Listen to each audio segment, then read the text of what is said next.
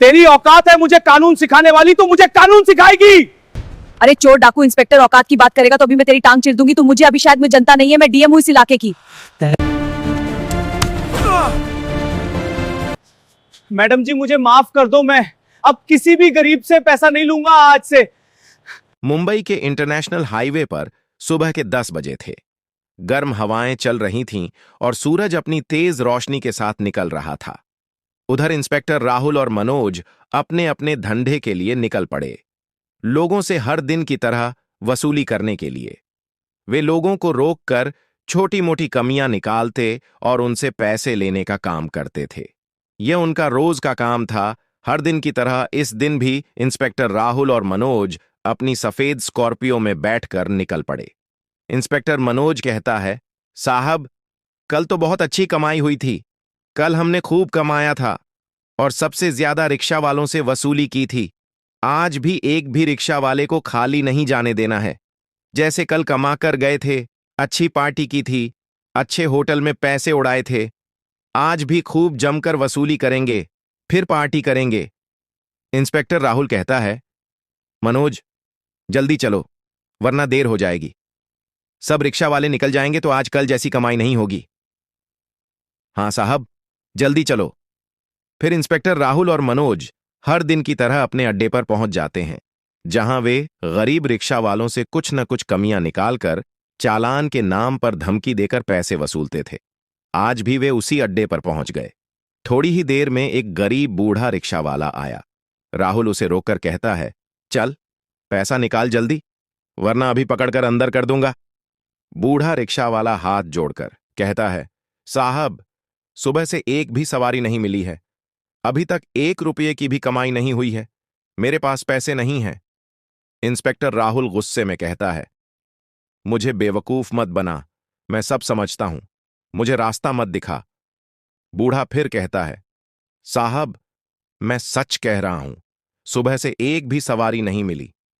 Inspector Rahul जबरदस्ती बूढ़े rickshaw वाले की जेब में हाथ डालता है और जो थोड़े पैसे थे निकाल लेता है। तभी बूढ़ा कहता है, साहब, ये पैसे मैंने बड़ी मुश्किल से इकट्ठा किए हैं। मेरे बेटे की तबीयत बहुत खराब है, मुझे उसकी दवाई लेनी है। आप पैसे दे दीजिए, अगर शाम तक कुछ कमाई हो गई तो मैं खुद आपको आकर दे दूंगा। इंस्पेक्टर राहुल गुस्से में कहता है, चल निकल यहां से, तेरे जैसे रोज आते हैं कहानी सुनाने वाले, और उसे डांटकर भगा देता है। उसी समय उस हाईवे से डीएम अनन्या शर्मा गुजर रही थीं, जो अपनी एक दोस्त की शादी में जा रही थीं। उन्होंने कोई सरकारी वर्दी नहीं पहनी थी और न ही अपनी पहचान जाहिर की थी। साधारण कपड़ों में अपनी 4 व्हीलर गाड़ी से जा रही थीं। जैसे ही उनकी गाड़ी इंस्पेक्टर राहुल के पास पहुंची, राहुल ने उनकी गाड़ी को रोका, गाड़ी रोक दी और कहने लगे, आगे की चलो, गाड़ी के पेपर दिखाओ जल्दी से। तो डीएम अनन्या कहती हैं, साहब, गाड़ी के पेपर हमारे पास हैं, लेकिन मुझे शादी में जाना है, लेट हो रही है। साहब, जल्दी में घर पर गाड़ी के कागज और पेपर सब भूल गए, शादी में जाने की जल्दी थी इसलिए ध्यान नहीं रहा। तो इंस्पेक्टर रोहित ने कहा, यह सब दुनिया का मुझे रास्ता मत बताओ कि यह है वह है, मैं तुम लोगों को जानता हूं, तुम लोग ऐसे ही बहाने बनाते हो। तभी इंस्पेक्टर से अनन्या का ड्राइवर कहता है, मैडम, दे दीजिए इंस्पेक्टर को, हम लोगों को शादी में लेट हो रही है, हम लोग रास्ते में हैं, फिर आप कभी आईं तो गाड़ी के पेपर दिखा दीजिए। इतना सुनकर डीएम अनन्या इंस्पेक्टर राहुल को 200 रुपये दे देती हैं और अपने ड्राइवर से कहती हैं, चलो जल्दी से, बहुत लेट हो गई है। हाँ मैडम जी, हम लोग बहुत लेट हो गए हैं। फिर डीएम अनुष्का शर्मा कहती हैं, शायद इंस्पेक्टर मुझे पहचान नहीं पाया है और मुझसे पेपर के नाम पर पैसे ले लिए। तो उनका ड्राइवर कहता है, मैडम जी, इन दोनों इंस्पेक्टर्स का यही रोज का धंधा है। हर दिन लोग आते हैं और ये कागज पत्र या चालान के नाम पर लोगों से पैसे लेते हैं, फिर मजे से पार्टी करते हैं, और अगर कोई गरीब हो जिसके पास पैसा नहीं हो तो उसे जबरदस्ती जितना हो सके उतना लेकर छोड़ देते हैं। तब अनुष्का शर्मा कहती हैं, ऐसी बात है, इंस्पेक्टर तो डाकू निकले, लोगों को लूट रहे हैं। आज तो मैं शादी में जा रही हूं, लेकिन कल इन्हें अच्छा सबक सिखाऊंगी। उधर इंस्पेक्टर राहुल और मनोज मैडम से पैसे लेकर बहुत हंस रहे थे और कह रहे थे, आज तो फिर जुगाड़ हो गया, आज फिर पार्टी होगी, मजे से खाएंगे उड़ाएंगे। हमें कौन जानता है, हम किसी नियम कानून को फॉलो नहीं करते और बिना कानून के लोगों से पैसा लेते हैं। हमें कौन पकड़ेगा? इधर डीएम अनन्या उसी रास्ते से आज फिर बाजार अपनी इटावा से जा रही थीं।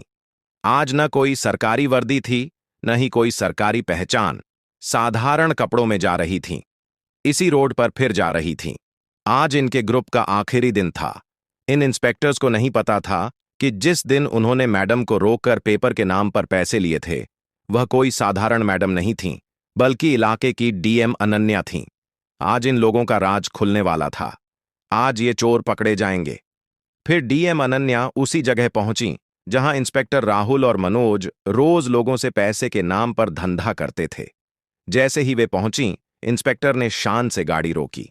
उन्हें लगा कि आज भी मैडम पैसा देकर चली जाएंगी, लेकिन उन्हें मालूम नहीं था कि वह कोई साधारण मैडम नहीं, बल्कि इलाके की डीएम है। इंस्पेक्टर बोले, मैडम जी, आज हेलमेट नहीं पहनकर आई हैं? कल हम लोगों ने आपको बताया था कि गाड़ी के पेपर और हेलमेट साथ लेकर चला करो। तब डीएम अनन्या बोली, हाईवे रोड पर तुमको चेकिंग लगाने को किसने कहा है? कौन सा कानून तुम्हें हर दिन यहां चेकिंग लगाकर लोगों से पैसा लेने की इजाजत देता है? और अगर किसी के पास कागज न हो तो क्या जबरदस्ती उसकी जेब से पैसा निकालना कानून है? गरीबों को क्यों सताते हो? शायद तुम मुझे जानते नहीं हो कि मैं कौन हूं। तुम लोगों का यही रोग है कि सोचते हो तुम्हें कोई जानता नहीं, लेकिन तुम्हारा राज खुल चुका है। अब तुम लोग पकड़े जाओगे। तुम शायद अभी नहीं जानते कि मैं कौन हूं, लेकिन अब मैं तुम्हें तुम्हारी औकात दिखा दूंगी, जो लोगों से जबरदस्ती बिना कानून के पैसा लेते हो और गरीबों को लूटते हो। अब मैं सबको बताऊंगी। तुम लोग ऐसे ही गरीबों को धमकाकर चालान के नाम पर पैसा लेते हो? तुम्हें किस कानून ने हक दिया है कि लोगों से जबरदस्ती पैसे लो? तू कौन होती हो मुझे कानून सिखाने वाली? तेरी औकात है मुझे कानून सिखाने वाली? तू मुझे कानून सिखाएगी? अरे चोर डाकू इंस्पेक्टर औकात की बात करेगा तो अभी मैं तेरी टांग चीर दूंगी। तुम मुझे अभी शायद मुझे जनता नहीं है, मैं डीएम हूं इस इलाके की। मैडम जी मुझे माफ कर दो, मैं अब किसी भी गरीब से पैसा नहीं लूंगा आज से।